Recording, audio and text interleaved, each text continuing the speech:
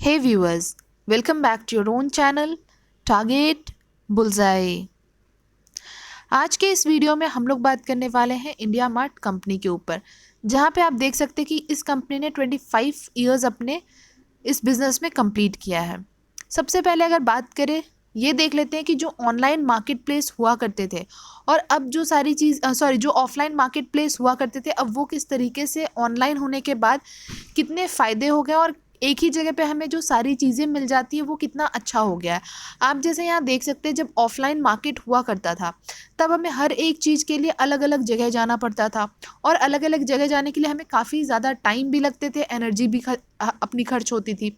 But यहाँ पे क्या है कि अगर आपको होलसेल में जो चीज़ें लेनी है या फिर आप एज अ होलसेल बायर हैं या फिर आप सेलर हैं, जो भी अपने रिक्वायरमेंट के हिसाब से आप आज के डेट में जो भी ई कॉमर्स साइट है, चाहे वो इंडिया मार्ट हो चाहे वो बाकी सारे साइट्स हों, तो वहाँ पे आपको एक ही जगह पे आपको सारे प्रोडक्ट्स आपको मिल जाते हैं। काफ़ी नंबर्स ऑफ, आप कह सकते हैं लार्ज नंबर ऑफ आपके प्रोडक्ट्स अवेलेबल होते हैं अलग अलग आपके कैटेगरीज़ में। तो ये हमें एक फ़ायदा हो गया और हमारा जो टाइम कंजम्पशन था वो काफ़ी आज के डेट में कम हो गया, और जहाँ से हमें अपने जो एनर्जी थे वो हम अपना सेव कर सकते हैं, प्लस टाइम भी सेव कर सकते हैं, और जो आने जाने के खर्चे होते थे वो भी हमारे कहीं ना कहीं कट शॉर्ट हो चुके हैं। तो वहीं अगर हम लोग बात करते हैं तो आपको नंबर्स ऑफ़ इंडस्ट्रीज़ यहाँ नज़र आएंगे, जैसे कि आपके हो गए इंडस्ट्रियल हैं या फिर अपैरल क्लोथिंग्स हैं, या फिर आप कह सकते हैं कि जो फूड आइटम्स होते हैं, ग्रोसरी हो गए, वो काफ़ी सारे आपको यहाँ पे मिलते हैं। अब बात कर लेते हैं सिर्फ इस कंपनी के ऊपर। तो जो इंडिया मार्ट कंपनी है, ये आपके largest online B2B market place है, जहाँ पे ये बायर्स एंड सेलर्स को कनेक्ट करते हैं। जहाँ पे इनके रिक्वायरमेंट होते हैं जो भी बायर्स के, वो अपने डालते हैं इसके आपके वेबसाइट के ऊपर, एंड देन वहाँ से इनको जो डिफरेंट सप्लायर्स मिलते हैं उनसे ये अपने प्रोडक्ट्स के लिए एक रिक्वेस्ट डालते हैं या फिर अपने प्रोडक्ट्स को परचेज़ करते हैं वहाँ से, और इनको अपने रिक्वायरमेंट के हिसाब से जो प्रोडक्ट्स होते हैं वो मिल जाते हैं, जो जैसा कि सारे ही ई कॉमर्स प्लेटफॉर्म आपके वर्क करते हैं। बट यहाँ पे मेनली एक ये है कि वहाँ पे B2C में आपके काम होता है, बट यहाँ मेनली B2B मार्केट प्लेस पे काम होता है, और यहाँ पे B2B के ऊपर फोकस किया जाता है। और ये कंपनी आपके इस्टेब्लिश हुई थी 1999 में। अब यहाँ बात करें तो विद 60% मार्केट शेयर जो है इनके ऑनलाइन B2B इनके बिजनेस से निकल के आते हैं इंडिया में, और साथ ही साथ इन्होंने जितने भी स्मॉल एंड मीडियम इंटरप्राइज हैं या कह लें large enterprise as well as individuals पे भी इनका फोकस बहुत अच्छे तरीके से रहा है।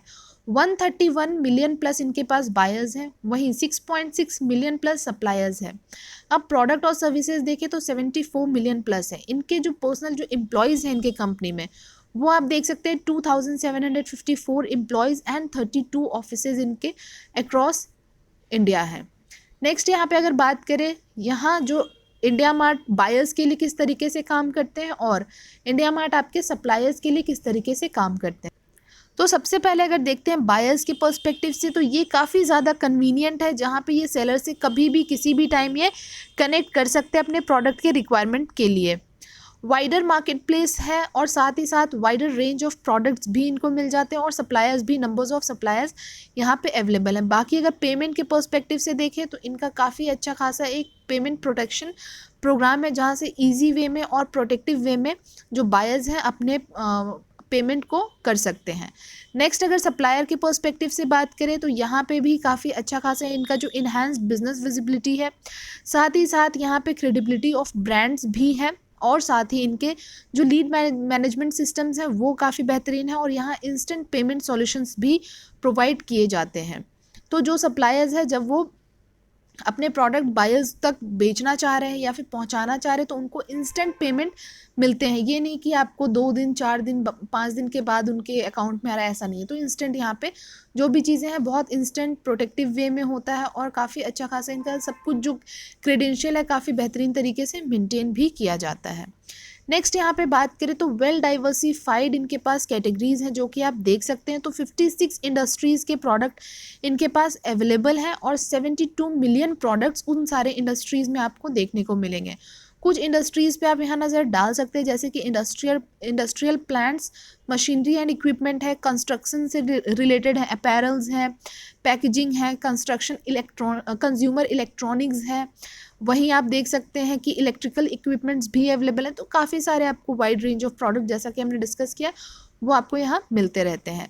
अब यहाँ पे अगर बात कर ले तो जो बायर्स के जो परसेंटेज रहे हैं इनके वेल डाइवर्सिफाइड, जो भी जोग्राफिक वे में हम लोग देखें तो बायर्स इनके कहाँ से 33% बायर्स आपके मेट्रो सिटीज़ से मिलते हैं, इनके टीयर 2 सिटीज़ में इनके 26% एंड रेस्ट ऑफ इंडिया की बात करें तो 41% के आसपास यहाँ आपको बायर्स नज़र आएंगे। वहीं अगर सब्सक्रिप्शन बेसिस पे जो इनके सप्लायर्स हैं तो मेट्रो सिटीज़ से इनके 57% निकल के आते हैं। मेट्रो सिटीज़ में आप देख सकते हैं कि कौन कौन से वो सिटीज़ हैं जो कि आपके यहाँ पे राइट हैंड साइड अच्छे खासे तरीके से मेंशन किया हुआ है। जैसे मेट्रो सिटीज़ में आपके दिल्ली एनसीआर हो गए, मुंबई, बेंगलुरु, हैदराबाद एंड काफ़ी सारे। वहीं टीयर 2 सिटीज़ हैं टोटल 69, वो आप देख सकते हैं, जहाँ पे पॉपुलेशन आपके इसके हिसाब से आपके 5 लाख के अकॉर्डिंग है। वहीं रेस्ट ऑफ इंडिया में भी आप देख सकते हैं जो पॉपुलेशन है उसके बेसिस पे यहाँ पे डिवाइड किया गया है। तो मेट्रो सिटीज़ पे जहाँ इनके सब्सक्रिप्शन बेसिस पे सप्लायर्स हैं वो 57% है, टीयर 2 सिटीज़ के हिसाब से 27% एंड रेस्ट ऑफ इंडिया से इनके 16% है। अब बात कर ले अगर इसी शेयर के लिए एनालिस्ट की क्या राय है, तो 50% एनालिस्ट बाइंग की रेटिंग दे रहे हैं आपको करेंटली, वहीं आपके 30% होल्ड की एंड 20% सेल की रेटिंग आपको मिल रही है। बट आपको क्या करना है, आपको खुद से करना है रिसर्च। बहुत सारी चीज़ें हमने कंपनी के बारे में आपको ऑलरेडी बताई है, बाकी आप चाहे तो इसके वेबसाइट पे जाके और अच्छे से डीप डाइव कर सकते हैं इस कंपनी के जो भी इंफॉर्मेशन है, जो भी बिजनेस पोर्टफोलियोज हैं, और अच्छे तरीके से समझ सकते हैं, जहाँ से आपको बेहतर तरीके से नॉलेज मिलेगा और उसके बाद आप एक क्लियर माइंडसेट बना पाएंगे इस पर्टिकुलर शेयर के लिए। अब बात कर ले अगर यहाँ पे जो इनके वैल्यूएशन है वो किस तरीके से है, तो डिविडेंड यील्ड जो है वो 0.16% के आसपास ये प्रोवाइड करते हैं। ईपीएस की बात करें, ईपीएस आपके कंसोलिडेटेड जो है वो 96.06 है, काफ़ी बेहतरीन है। इंडस्ट्री पी और स्टॉक पी में कंपेयर करें तो स्टॉक पी आपको यहाँ कंसोलिडेटेड नज़र आ रहे हैं। इंडस्ट्री पी है इनके 119 के आसपास और स्टॉक पी आपको 98, तो यहाँ आपको अंडर वैल्यूड प्राइस पे मिलने वाला है, आप इसका मतलब ये निकाल सकते हैं। डिलीवरेबल्स की बात करें तो 22% की डिलीवरी आपको इसमें थर्सडे के दिन होती हुई नज़र आई है। बाकी जो चीज़ें हैं वो चार्ट में देखेंगे और उसके अकॉर्डिंग आपको चीज़ें और बेहतर तरीके से क्लियर होंगी। नेक्स्ट यहाँ पे अगर बात करें रिटर्न्स किस तरीके के रहे हैं, तो 6 मंथ में आपके रिटर्न्स रहे हैं 19%, 1 ईयर्स में 87%, 2 ईयर्स में 36%, और मैक्सिमम की बात करें ऑन एन एवरेज पे लेके तो 624% के आसपास है। यहाँ 3 ईयर्स के आपको नंबर नज़र नहीं आ रहे हैं बिकॉज इस कंपनी को जो लॉन्च हुए जितना टाइम हुआ वो हम लोग चार्ट के ऊपर देखेंगे। 2019 में ये कंपनी लॉन्च हुई थी, तो उसके बेसिस पे आपको 3 ईयर्स के नंबर्स नहीं नज़र आ रहे हैं।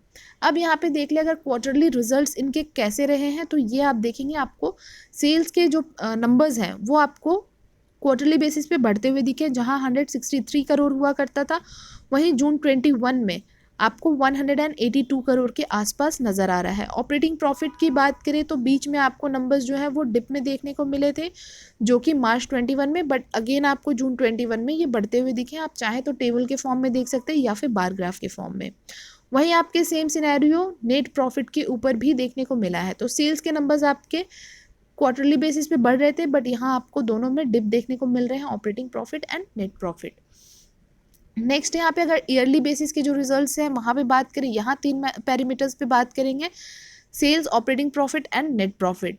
तो जहाँ ये 2018 मार्च में आपके 411 करोड़ के आसपास का इनका सेल्स जनरेट हुआ, वहीं 670 करोड़ के आसपास का सेल्स जनरेट हुआ था मार्च 21 में। तो यहाँ तो आपको एक बेहतरीन तरीके से बढ़ोतरी देखने को मिली है।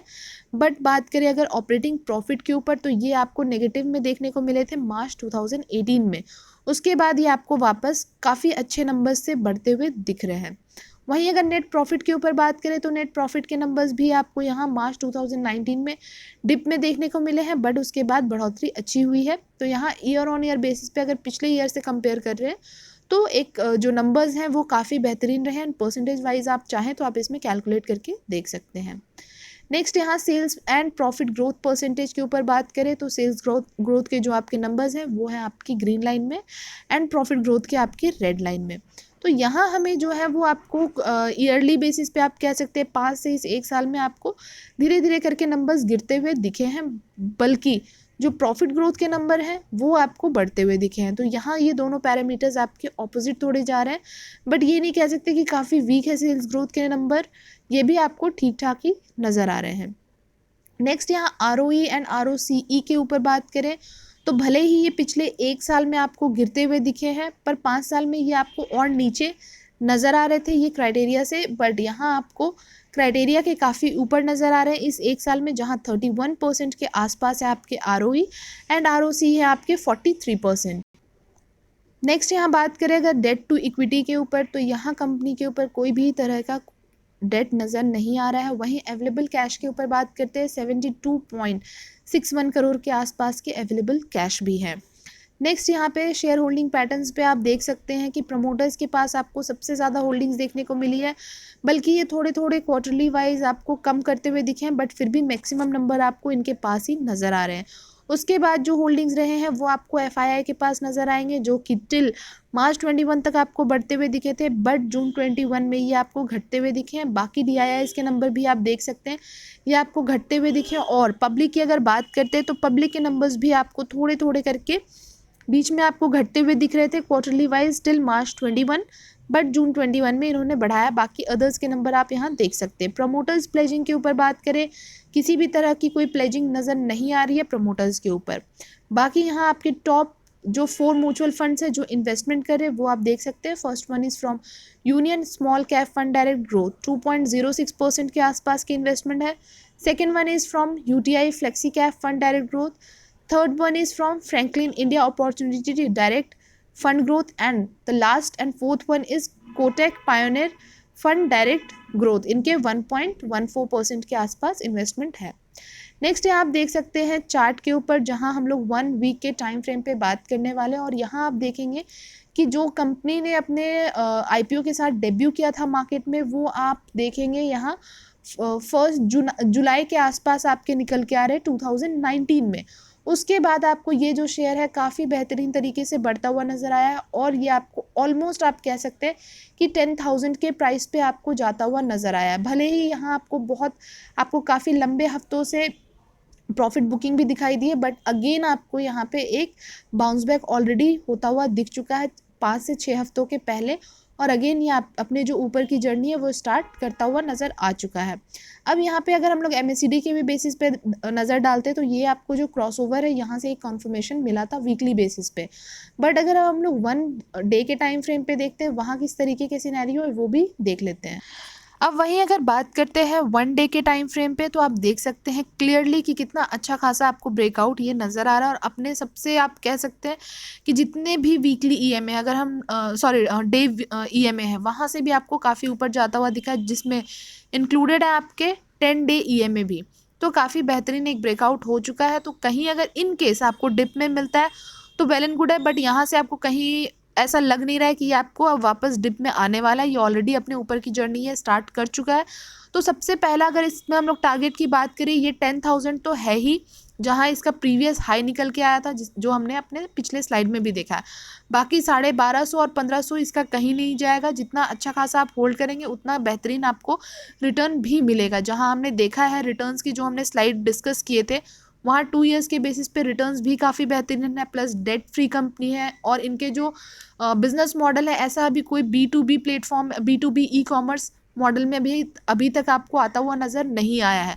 तो काफ़ी अच्छा कंपनी के सिर्फ नॉर्मल हम लोग पर्सपेक्टिव से देखें, बिजनेस पर्सपेक्टिव से तो भी बेहतरीन है कंपनी का बिजनेस, और बाकी अगर यहाँ हम लोग स्टॉक के बेसिस पे देख रहे हैं तो भी यहाँ एक अच्छा खासा ग्रोथ आता हुआ नज़र आ रहा है। तो जो भी है अपने डिसीजंस खुद बनाएं। एक बार आप अपने फिनेंशियल एडवाइज़र से कनेक्ट करें, अगर नहीं है तो रिसर्च और एनालिसिस आप कर सकते हैं। बाकी हमारे वीडियोस बेशक आपको कहीं ना कहीं हेल्प ज़रूर करेंगे। चलिए, आज के वीडियो में हमने काफ़ी कुछ डिस्कस किया है। कुछ रहता है, कोई भी डाउट है आप हमें कमेंट बॉक्स में पूछ सकते हैं। मिलेंगे आपसे नेक्स्ट वीडियो में बहुत ही जल्द। तब तक के लिए thank you and take care.